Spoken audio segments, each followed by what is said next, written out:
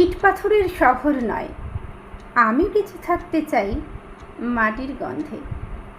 আমি ঘাসের উপর খালি পায়ে হাঁটতে চাই। আমি সন্ধ্যাবেলার ঝিঝি পোকার ডাক শুনতে চাই। নগরীর ভিড়ে আমি হারিয়ে যাই, যেখানে চাঁদ ঢাকা পড়ে উঁচু দালানের আড়ালে, যেখানে তারার আলো হারিয়ে যায় সাইনবোর্ডের ঝলমলে নীল রঙে। আমি খুঁজে ফিরি সেই রাত, যেখানে কুয়াশার চাদর বিছিয়ে দেয় শীতের হাওয়া, যেখানে সাগরের ঢেউ গুনগুনিয়ে গান গায়। আমি জানি মানুষ আধুনিক হতে চায়, কিন্তু আমি পিছিয়ে পড়তে চাই।